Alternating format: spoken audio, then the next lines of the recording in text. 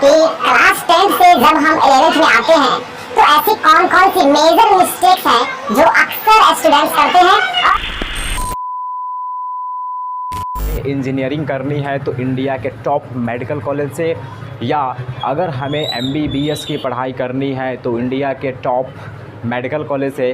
तो यार आप सबको पता होगा कि इंडिया के टॉप इंजीनियरिंग कॉलेज और टॉप मेडिकल कॉलेज में एडमिशन लेना उतना आसान नहीं है, लेकिन हार्ड है तो क्या मतलब, करते तो इंसान ही है ना। तो डोंट वरी, ठीक है, कोशिश करने वालों की कभी हार नहीं होती, ये बहुत ही पुराना कहावत है, लेकिन सही भी है, ठीक है। हालांकि आजकल के ज़माने में सिर्फ कोशिश करने वालों की जीत नहीं होती है, सिर्फ कोशिश करने से कुछ नहीं होगा, आपको बहुत सारी चीज़ें करनी पड़ेंगी, आपको बहुत सारी सेक्रीफाइस करनी पड़ेगी, तब जा कर के कहीं आप इंडिया के टॉप मेडिकल कॉलेज या इंडिया के टॉप इंजीनियरिंग कॉलेज में पहुंच पाएंगे। तो गाइज़ आज हम लोग बात करने वाले हैं कि क्लास 10th से जब हम 11th में आते हैं तो ऐसी कौन कौन सी मेजर मिस्टेक्स है जो अक्सर स्टूडेंट्स करते हैं और हमें पता ही नहीं होता है। देखो यार, जो अंडर 10th के बच्चे होते हैं या अंडर 12th के बच्चे होते हैं, उसके पास दिमाग कितना सा होता है, इतना सा दिमाग होता है उसके पास, और एटीट्यूड इतना सा, दिमाग इतना सा, एटीट्यूड इतना सा। तो आप सभी अभी 10th पास हुए हैं, ठीक है, तो आपके अंदर जुनून भरा होगा कि यार फर्स्ट अटैम्प्ट में 4 देंगे IIT, ठीक है, तो फर्स्ट अटैम्प्ट में आप 4 देंगे IIT। तो यार देखो, अगर इतना बड़ा ड्रीम रखे हुए हो तो बहुत ही अच्छी बात है कि यार फर्स्ट अटैम्प्ट में IIT में पहुंचना है, और IIT में नहीं, IIT बॉम्बे में पहुंचना है, दिल्ली एम्स में पहुंचना है, और वो भी अपने मनपसंद ब्रांचेज से।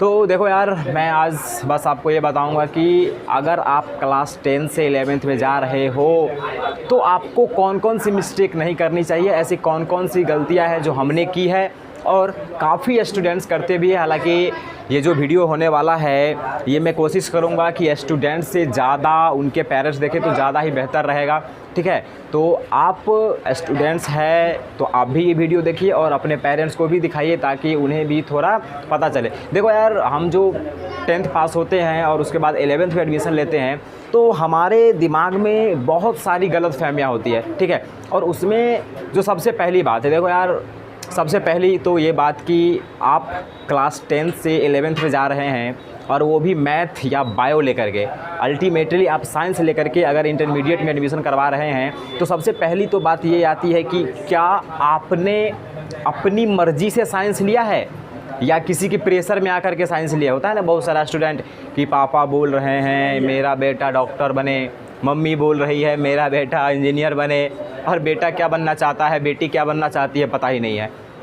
तो सबसे पहली तो ये बात है कि आप जब सेलेक्ट कर रहे हैं कोई भी सब्जेक्ट या कोई भी स्ट्रीम जब चूज़ कर रहे हैं तो वह आप अपनी मर्ज़ी से ले, आपको मज़ा आ रहा हो उसमें तब आप उस लीजिए। ऐसा नहीं कि मेरा दोस्त मैथ ले रहा है तो मैं भी मैथ ले लूँगा, मेरा दोस्त बायोलॉजी ले रहा है तो मैं भी बायोलॉजी ले लूँगा, मेरी रिया मेरी पूजा मैथ ले रही है तो मैं भी मैथ लूँगा।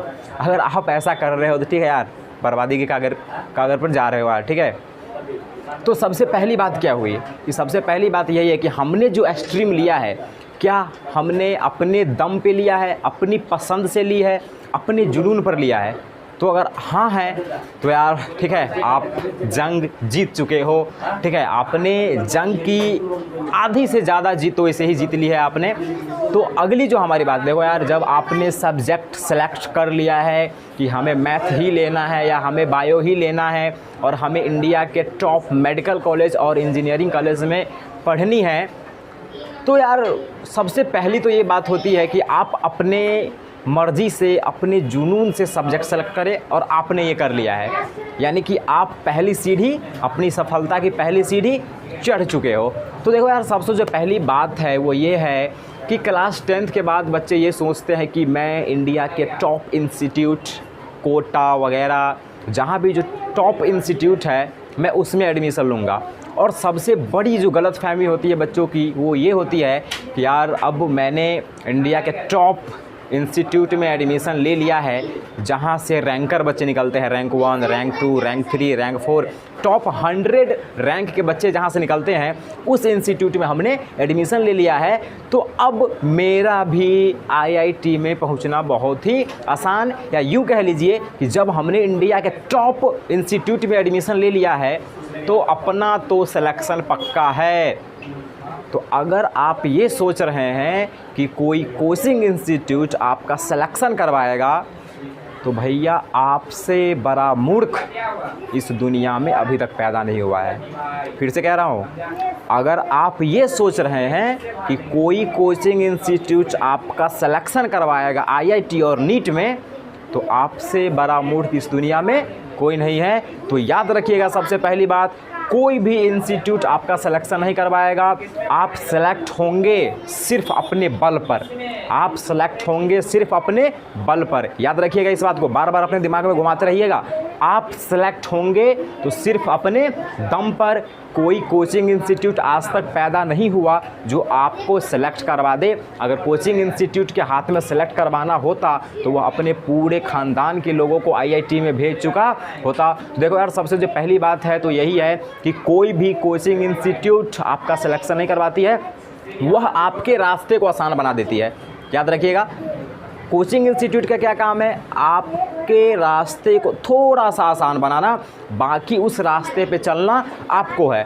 और आप सोच रहे होइएगा कि यार कोचिंग इंस्टीट्यूट, इतना बड़ा कोचिंग इंस्टीट्यूट में एडमिशन करवाए हैं तो कोचिंग इंस्टीट्यूट भी बच्चों के बारे में कुछ सोचता होगा। तो अगर ये बात सोच रहे हैं तो देखिए, मैं फिर से कहना चाहूँगा कि आप बहुत बड़ी गलती कर रहे हैं। कोचिंग इंस्टीट्यूट को घंटा फ़र्क नहीं पड़ता है कि आप सेलेक्ट हो रहे हैं या नहीं हो रहे हैं। उसको मतलब है आप कोचिंग का फीस जमा करें, और उनको मतलब है रैंकर बच्चे से। देखो यार, ठीक है, मैं आपको बताना चाहूँगा, देखो यार, जो टॉप लेवल के कोचिंग इंस्टीट्यूट होते हैं जहाँ से रैंकर बच्चे निकलते हैं, रैंक 1, रैंक 2, आप बोल सकते हैं कि टॉप 10 रैंकर बच्चे जहाँ से निकलते हैं, तो यार उनको पढ़ाने का कुछ तरीका होता है। ठीक है, वो करते क्या है कि वो एडमिशन लेंगे 2000, 3000, 4000, 5000, 10,000 बच्चों का अपने कोचिंग इंस्टीट्यूट में एडमिशन लेते हैं। फिर 1 महीना या कुछ दिन पढ़ाने के बाद वो टेस्ट कंडक्ट करते हैं, और उस टेस्ट में जो टॉप 20 बच्चा होता है ना, वो कोचिंग इंस्टीट्यूट उस टॉप 20 बच्चे को सिलेक्ट करके उस 20 बच्चे का एक अलग बैच बनाता है, और उस 20 से 50 बच्चे का जो एक अलग बैच होता है उसमें वो हाईली क्वालिफाइड, हाईली एक्सपीरियंसिव टीचर को लगाता है, और उस बच्चे को हमेशा गाइडेंस 24/7 आवर गाइडेंस में रखा जाता है, और उसको स्पेशल गाइडेंस दिया जाता है। और उसी 20 बच्चों में से कोई एक बच्चा निकलता है रैंक 1, रैंक 2, यानी कि टॉप 10 रैंक में उसी 20 बच्चे में से कोई एक बच्चा आने वाला है, और वही बच्चे का पिक्चर अगले साल पोस्टर पे आएगा। कोचिंग इंस्टीट्यूट का नाम रहेगा, वहाँ पे उस बच्चे का पोस्टर रहेगा, यार देखो मैंने निकलवाया है rank 1, rank 2, rank 10, rank 25, rank 100, और आप सभी वही रिज़ल्ट देख करके जाने वाले हैं। तो याद रखिए यार, कोचिंग इंस्टीट्यूट का मतलब है सिर्फ उस 20 या 50 बच्चों से जिसको वो रैंकर निकलवा रहा है, रैंकर निकलवा रहा है। बाकी जो बच्चे हैं, कोचिंग इंस्टीट्यूट को घंटा फ़र्क नहीं पड़ता है वो सिलेक्ट हो या नहीं हो। बाकी का जो बच्चा बच गए, अगर उसमें जान है, उसमें दम है, तो वह खुद की मेहनत पर सिलेक्ट होगा, अन्यथा 2 साल के बाद उसको घर पे आना है, झक मार के आना है उसको। तो याद रखिएगा, कोचिंग को घंटा फ़र्क नहीं पड़ता है आपसे कि आप क्या हैं, उसको मतलब है रैंक निकलवाने से। क्योंकि हमारा इंडिया है, ठीक है, यहाँ पे लोग रिज़ल्ट देखते हैं कि कौन सा इंस्टीट्यूट सबसे ज़्यादा रैंकर बच्चे निकलवा रहे हैं, रैंक 1 कहाँ से आया, जहाँ से रैंक 1 वहाँ आया होगा वहीं पर हम जाने वाले हैं। तो यार सबसे पहली गलती जो है ये नहीं करनी है कि हम दूसरे के कहे हुए बातों के अनुसार सब्जेक्ट ले ले, और दूसरी गलती ये नहीं करनी है कि दिमाग में हमें ये बात नहीं रखनी है कि कोई भी इंस्टीट्यूट हमारा सिलेक्शन करवाएगा। और तीसरी बात, no institute cares for you. कोई भी कोचिंग इंस्टीट्यूट को कोई फ़र्क नहीं पड़ता है आपसे, आप क्या हैं, क्या कर रहे हैं, क्या करने वाले हैं, आज से 4 साल बाद आप क्या करेंगे, उसको कोई मतलब नहीं है। अगर आप में जान है तो आप आगे बढ़िए। और देखो यार, क्लास 10th और क्लास 11th में बहुत बड़ी अंतर है, ठीक है। अगला जो हमारा बात है वो यह है कि जब हम क्लास 10 से 11th में जंप करते हैं तो हमारा सिलेबस एकाएक बढ़ जाता है। जैसे हम क्लास 10th की बात करें तो क्लास 10th का जितना पूरा साइंस है ना, जितना बड़ा क्लास 10th का साइंस है, क्लास 11th में फिजिक्स का सिर्फ मैकेनिक्स है।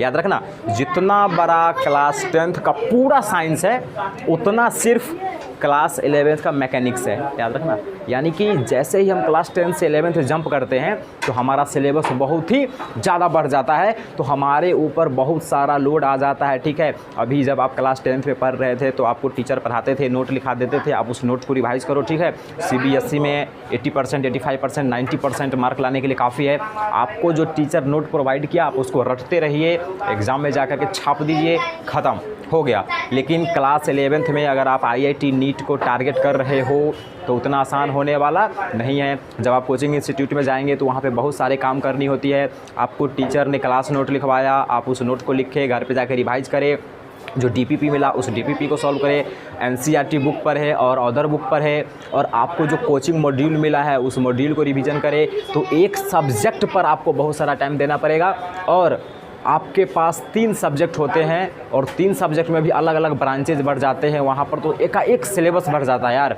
जब हम क्लास 10th में होते हैं तो वहाँ का सिलेबस बहुत छोटा है, लेकिन जब हम जैसे ही क्लास 10 से 11th में जंप करते हैं तो हमारा सिलेबस एकाएक बढ़ जाता है। तो इस बात को समझने की कोशिश करें कि जब आप पे सिलेबस का लोड बढ़ रहा है तो आपको अपनी गति थोड़ी सी बढ़ानी होगी पढ़ने की और समझने की, और आपको अपने पढ़ने के तरीका में चेंज करना है। इस बात को याद रखना भाई। बहुत सारे ऐसे बच्चे होते हैं जो क्लास 11th और 12th में भी उसी प्रकार से पढ़ाई करते हैं जैसे वह क्लास 9, 10th में पढ़ रहे होते हैं। तो क्लास 9, 10 अगर हम बोर्ड की बात करें और कोई भी कम्पिटिटिव एग्ज़ाम है जैसे IIT नीट है, तो इस दोनों को अगर हम कंपैरिजन करें तो देखो यार, हमारा जो बोर्ड है वो क्या चाहता है हमसे, हमारा जो बोर्ड है वह यह चाहता है कि हमारा 99% बच्चा पास हो जाए, फेल कितना हो 1%, वो भी नहीं चाहता है वो यार।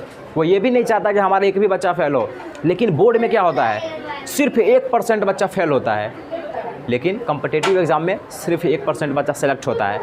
समझ रहे हो ना, एग्जामिनर की मकसद समझ रहे हो ना। वहाँ पे एग्जामिनर क्या चाह रहा है कि सिर्फ 1% बच्चा फेल हो, लेकिन यहाँ पे क्या चाह रहा है कि सिर्फ 1% बच्चा सेलेक्ट हो। तो जब एग्जामिनर का मकसद ही पूरा उल्टा है तो आपको पढ़ने का तरीका भी बदलना पड़ेगा। अगर आप अपने पढ़ने के तरीके में बदलाव नहीं कर रहे हैं तो आप 2 साल बाद झक मार रहे होंगे।